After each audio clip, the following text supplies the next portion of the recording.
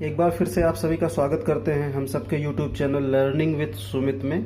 और इस चैनल पे हम लोग इंजीनियरिंग मैकेनिक्स पढ़ रहे हैं, जिसमें टॉपिक चल रहा है प्योर बेंडिंग ऑफ बीम। तो अभी इस समय हम लोग प्योर बेंडिंग ऑफ बीम के अलग अलग टाइप के क्वेश्चंस को सॉल्व कर रहे हैं। उसी में आज के वीडियो में फिर से एक नया न्यूमेरिकल लाए हैं, और ये जो प्रॉब्लम है ये प्रीवियस सभी प्रॉब्लम से बिल्कुल अलग है। इसलिए बहुत ध्यान से इस क्वेश्चन को आपको पढ़ना है और समझना है, आइडेंटिफाई करना है कि क्या हमें फाइंड करना है इस क्वेश्चन में। तो सबसे पहला काम जो इस प्रॉब्लम में है वो यही है कि इस क्वेश्चन को ध्यान से पढ़ के समझा जाए, क्योंकि ये पीछे की दोनों प्रॉब्लम से बिल्कुल अलग है। हम प्रीवियस प्रॉब्लम्स के साथ इसको बिल्कुल भी मैच नहीं करा सकते। हाँ, कॉन्सेप्ट्स को यूज करेंगे। तो आइए एक बार क्वेश्चंस को देखते हैं कि इसमें हमें क्या फाइंड करना है। तो क्वेश्चन में कह रहा है a square beam 20 mm into 20 mm in section, मतलब कोई स्क्वायर बीम है, कोई स्क्वायर बीम है जिसका सेक्शन हमें गिवन है, और सेक्शन का डायमेंशन कितना गिवन है 20 mm इंटू 20 mm। सेक्शन का मतलब क्रॉस सेक्शन, जिसमें बीम की लेंथ आपको नहीं दिखेगी, सिर्फ और सिर्फ क्रॉस सेक्शन दिखेगा। तो ये क्रॉस सेक्शन हमें गिवन है इसमें, और स्क्वायर है तो दोनों विड्थ 20 mm और इसकी जो डेप्थ है ये भी कितना होगा 20 mm। तो जैसे जैसे क्वेश्चन में कह रहा है वैसे हम लोग डायग्राम बनाते हुए चलते हैं। कह रहा है square beam 20 mm into 20 mm in section and 2 metre long. ये जो बीम है इसकी लेंथ अगर बात की जाए, एक्चुअल में जब हम स्क्वायर की जब हम क्रॉस सेक्शन की बात करते तो आप समझिए कि हम दिखाते क्या है। जैसे ये बीम है, मान लीजिए यही एक बीम है, तो ये इसकी लेंथ है। ये जो आपको पेन दिख रही है, अगर हम इसी को एक बीम मान लेते हैं, एक सर्कुलर बीम मान लेते हैं, तो आपको ऐसे एक लेंथ दिख रही है। लेकिन जब इसको हम ऐसे देखते हैं, ऐसे, तो हमें इसका क्रॉस सेक्शन दिखता है। हमें क्या दिखता है? इसका क्रॉस सेक्शन। तो यहाँ पे जो रेक्टेंगल बना है ये रेक्टेंगुलर बीम का क्रॉस सेक्शन है, लेकिन इसकी लेंथ जो होगी वो ऐसे सामने आएगी। तो लेंथ कितना गिवन है 2 मीटर। तो हम बीम के लेंथ को यहाँ बनाते हैं। मान लेते हैं ये बीम है, और हमें ये जो बीम दिया गया है in section and 2 metre long is simply supported at the ends. इस बीम को दोनों एंड पे सपोर्ट किया गया है। सिंपली सपोर्टेड है मतलब दोनों एंड पे सपोर्ट है, और लेंथ कितनी है 2 metre. 2 metre long is supported at the ends. The beam fails when a point load of 4 newton is applied at the centre of the beam. यानी इस बीम के सेंटर पे जब एक पॉइंट लोड जो कि 400 न्यूटन है इसको अप्लाई किया जाता है, तो ये बीम क्या हो जाती है? फेल हो जाती है। बीम फेल हो जाती है। फेल हो जाती है। फेल होने का मतलब टूट जाना भी हो सकता है, हमारे यूज की नहीं होती है वो बीम, फिर मतलब उसे हम फर्दर लोडिंग नहीं कर सकते हैं, बीम फेल हो गई। तो आगे कह रहा है कि what UDL uniformly distributed load, मतलब UDL per metre length will break a cantilever of the same material. देखिए, मैं आपसे कह रहा था क्वेश्चन थोड़ा सा अलग है, यही क्वेश्चन अलग है। क्या अलग है? ये बीम तो फेल हो गई। कब फेल हो गई? जब इस पे 400 न्यूटन का लोड अप्लाई किया गया। अब कह रहे हैं ये कि अगर ये बीम सिंपली सपोर्टेड ना हो, कैसी बीम हो? ये कैंटिलीवर बीम हो, कैंटिलीवर बीम हो, और सेम मटेरियल की बनी हो, जिसका डायमेंशन कितना है 4 mm 40 mm wide 60 mm deep and 3 metre long. तो उस पर कितना यूडीएल लगेगा जिससे कि वो फेल हो जाए? What uniformly distributed load per metre length will break a cantilever of the same material 40 mm wide 60 mm deep and 3 metre long. तो हमें जो दूसरी बीम दिया है, बहुत ध्यान से पहले क्वेश्चन को समझिए, जो दूसरी बीम दिया है वो एक कैंटिलीवर बीम है। वो क्या है? एक कैंटिलीवर बीम है। आप जानते हो कैंटिलीवर बीम का एक एंड फिक्स होता है। एक कैंटिलीवर बीम है, हमसे कह रहा है इस पे कितना यूडीएल, कितना, हम मान लेते हैं कि डब्ल्यू न्यूटन पर मीटर इस पे लोड लगा दिया जाता है।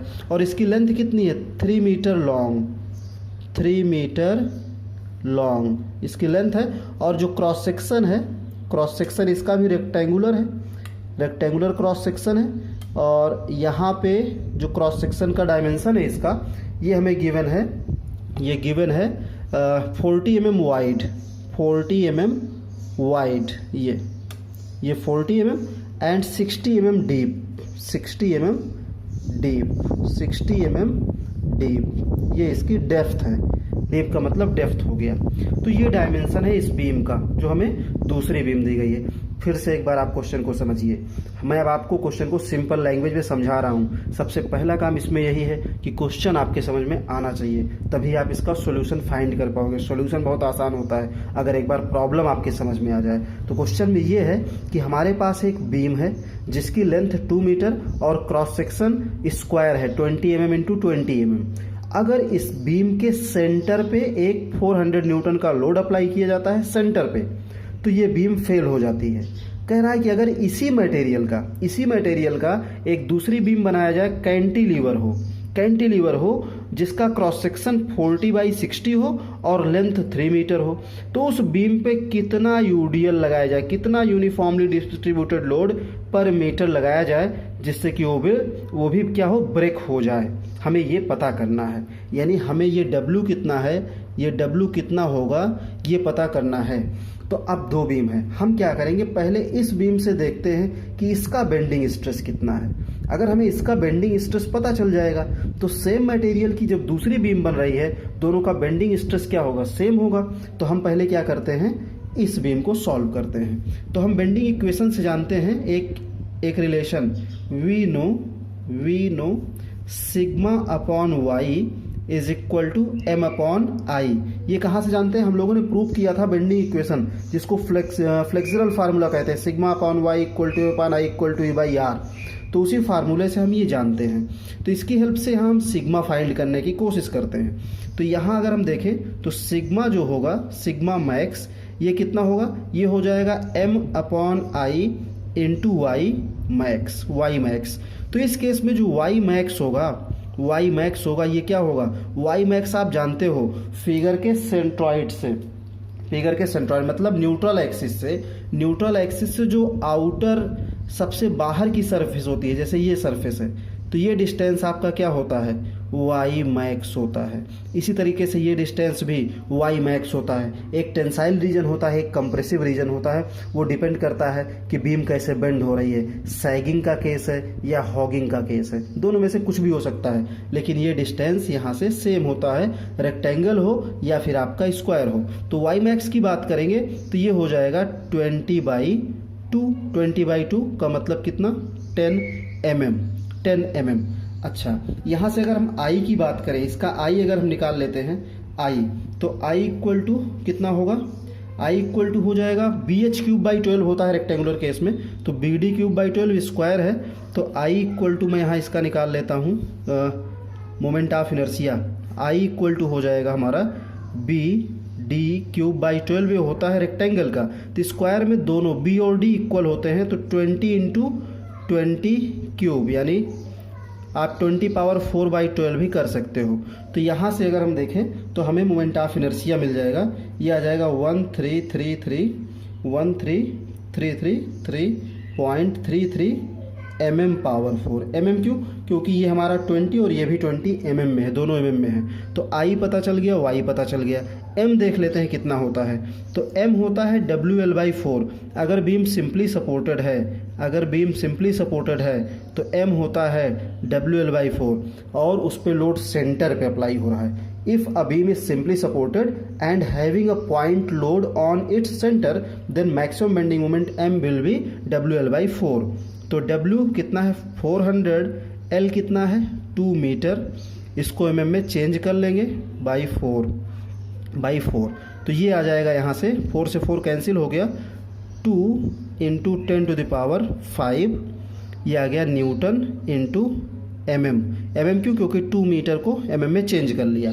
तो अब हम लोग फाइंड कर लेते हैं, इस इक्वेशन से फाइंड कर लेते हैं सिग्मा मैक्स कितना होगा। तो यहाँ से हम सिग्मा मैक्स फाइंड कर लेंगे।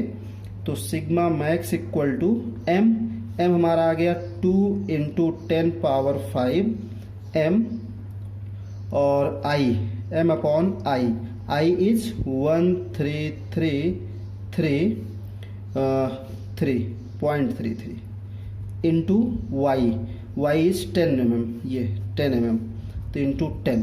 इसको सिंप्लीफाई करने से हमें क्या मिल जाएगा, सिग्मा मैक्स। तो मैं जल्दी से इसको कैलकुलेट कर लेता हूँ और फिर इसकी वैल्यू को लिखता हूँ। आप लोग भी कैलसी यूज करिए और कैलकुलेट करिए।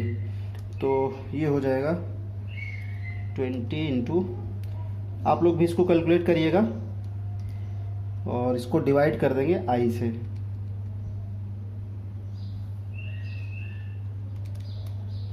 ओके, तो ये आ गया हमारा 150 न्यूटन पर एमएम स्क्वायर। ये तो सिग्मा मैक्स आ गया। अभी हमें आंसर नहीं मिला है, हमें जो दो बीम दी गई थी, फर्स्ट बीम से हमने क्या किया, इसका बेंडिंग स्ट्रेस फाइंड कर लिया, क्योंकि हमें फाइंड करना है डब्ल्यू ऑफ सेकंड बीम। और डब्ल्यू ऑफ सेकंड बीम कैसे फाइंड कर पाएंगे, यहाँ पे डब्ल्यू भी अननोन हो जाएगा, सिग्मा मैक्स भी अननोन हो जाएगा। तो सिग्मा मैक्स यहाँ से फाइंड कर लिया, ये वैल्यू यहाँ यूज कर लेंगे। अब आते हैं केस 2 में। केस 2, ये हमारा जो है ये केस 2 है। ये तो फर्स्ट बीम थी, इसी बीम से ये दूसरी बीम बनाई गई जो कि कैंटिलीवर बीम है। और यूडीएल लगा के हमसे पूछा जा रहा है कि कितना इंटेंसिटी होगी इस डब्ल्यू की पर मीटर। तो आइए फिर से हम जानते हैं, again we know from flexural formula या फ्रॉम बेंडिंग इक्वेशन, सेम फिर से लिखता हूं, sigma max upon y max. अगर सिग्मा मैक्स है तो वाई मैक्स होगा equal to M upon I. अब यहां से चीजों को देखते हैं। तो हम जानते क्या हैं, अगर बीम कैंटिलीवर है तो एम इक्वल टू कितना होगा, कैंटिलीवर बीम है और इस पे यूडीएल लगा हुआ है, तो ये हो जाएगा W L square by 2। Maximum bending moment कितना हो जाएगा, डब्ल्यू एल स्क्वायर बाई 2। मैंने इस पे वीडियो बनाया है, आपको बताया है कि अगर कोई बीम कैंटिलीवर बीम है और इंटायर लेंथ पे यूडीएल लगा हुआ है तो उसका जो मैक्सिमम बेंडिंग मोमेंट होता है वो होता है डब्ल्यू एल स्क्वायर बाई 2। तो m इसका होगा डब्ल्यू एल स्क्वायर बाई 2। तो यहाँ से m फाइंड कर लेते हैं। तो m फाइंड करने के लिए w हमें कितना है नहीं पता है, फाइंड करना है, इंटू एल स्क्वायर, लेंथ है 3 मीटर, लेंथ कितना है 3 मीटर, और मीटर को mm में चेंज करेंगे तो 10 टू द पावर 3 हो जाएगा। और इसका स्क्वायर कर दो, इसका स्क्वायर कर दिया तो W L square divided by 2, ये आ गया हमारा m। ये कितना आ गया, m आ गया। थोड़ा सा अगर इसको और सिंप्लीफाई करेंगे तो और सिंप्लीफाई हो जाएगा, लेकिन अभी आगे देखते हैं। आगे भी हमें देखना है y मैक्स। तो इस केस में y मैक्स कितना होगा, सिंपल, इसका न्यूट्रल एक्सिस यहाँ पे होगा जहाँ से इसका सेंट्रोइडल एक्सिस होगा, और ये जो डिस्टेंस होगी ये डिस्टेंस हमारा y मैक्स। तो y मैक्स कितना हो जाएगा, ये हो जाएगा 60/2। कितना होगा, 60/2। आप जानते हो h/2 होता है रेक्टेंगल केस में, या d/2, जब डेप्थ लिखते हैं तो उसको d कहते हैं, d/2। तो 60/2 कितना हो जाएगा, 30 mm। ये हो गया y मैक्स। और क्या निकालना है, i। तो i हम अगर फाइंड करते हैं तो इस केस में हमारा i इक्वल टू कितना हो जाएगा, ये हो जाएगा b d³/12, b is 40, d is 60³/12 कर देंगे तो यहाँ से हमें i मिल जाएगा 720 देन 000 mm⁴ क्यों, क्योंकि आपको पता है डायमेंशंस mm में है। तो ये आ गया हमारा, ये हमारा आ गया i। तो m पता चल गया, y है और i। सिग्मा मैक्स ऑलरेडी हमें पता है, यहाँ से हमें पता है। मैं इसको लिखता हूँ इक्वेशन 1 यहाँ से। अब हम क्या करेंगे, सिग्मा मैक्स की वैल्यू यहाँ पुट करेंगे, सभी वैल्यूज को पुट कर देते हैं इस इक्वेशन में। तो therefore we can write it as 150, sigma max 150 यहाँ से पुट किए, अपॉन y, तो y is 30 is equal to m कितना है हमारा, m है w इंटू, ये हो जाएगा 9, ध्यान दीजिएगा 3 का स्क्वायर करेंगे तो 9, और 10 टू द पावर 3 का स्क्वायर करेंगे तो 10 टू द पावर 6 हो जाएगा। तो w इंटू दिस अपॉन 2, साथ में क्या है i, तो i की वैल्यू कितनी है 72000, 4 टाइम्स 0। तो यहाँ से एक अननोन बच गया, क्या बचा, w।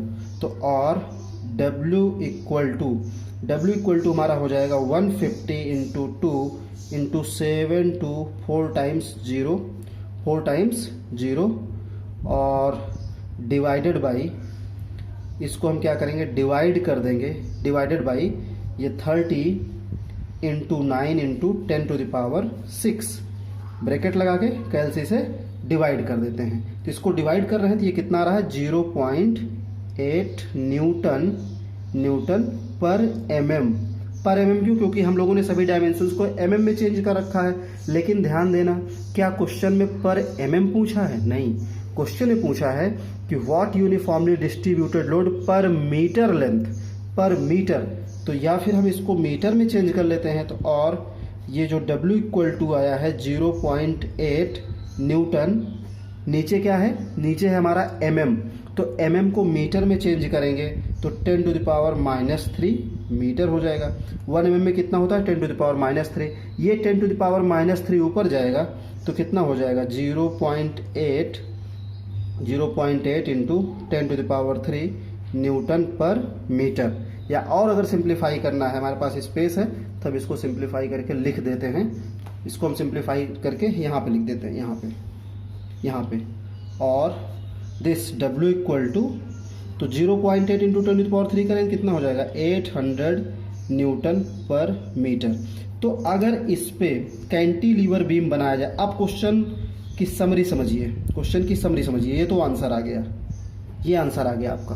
अब ये समझिए कि अगर इस बीम के मटेरियल से, सेम मटेरियल से अगर एक कैंटिलीवर बीम बनाया जाए 3 मीटर लेंथ और 60/40 डायमेंशन की, तो उस पर कितना यूडीएल लगा सकते हैं, 800 न्यूटन पर मीटर, जिससे कि वो फेल हो जाएगा। मतलब 800 न्यूटन पर मीटर पे ये फेल हो जाएगा। यही आपसे पूछ रहा था कि कितने लोड पे ये फेल होगा, यानी अगर 800 से कम लगाएंगे तो ये कैंटिलीवर बीम आपका फेल नहीं होगा। तो इस तरह से जब दो बीम दी गई हों तो आप समझ जाइए कि आपका आंसर इसी फर्स्ट बीम के किसी न किसी डाटा को यूज करके ही हमें दूसरे का आंसर मिलेगा। तो इस तरह से हम लोगों ने फाइंड किया मैक्सिमम लोड कितना ये वियर कर सकता है, लोड इंटेंसिटी को, ये कैंटिलीवर बीम।